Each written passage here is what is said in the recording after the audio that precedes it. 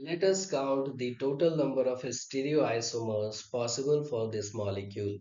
तो इसके लिए सबसे पहले हम लोग उन रीजन्स को आइडेंटिफाई करेंगे जहां पे स्टीरियो आइसोमर्स पॉसिबल है।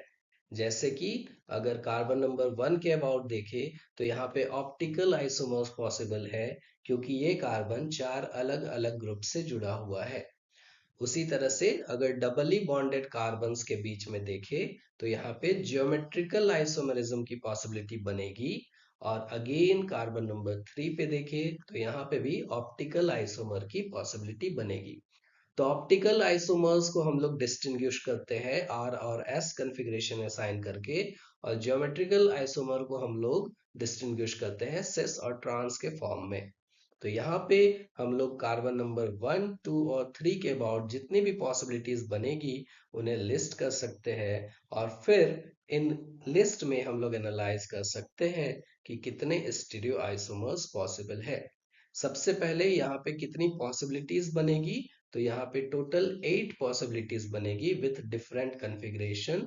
लेकिन इन पॉसिबिलिटीज में अब अगर हम लोग स्ट्रक्चर नंबर 2 और स्ट्रक्चर नंबर 6 को देखें तो यहाँ पे आर सिस और एस मिल रहा है दोनों ही जगह, और ये मॉलिक्यूल बिल्कुल सिमेट्रिकल है, और इस वजह से ये दोनों ही स्ट्रक्चर एक ही मॉलिक्यूल को रिप्रेजेंट कर रहा है।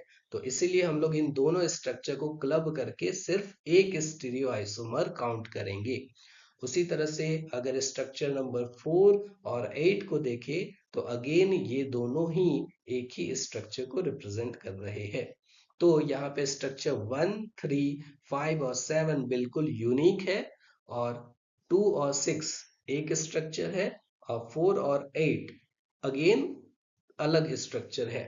तो टोटल स्टीरियो आइसोमर्स जो होगा वो हो जाएगा 6।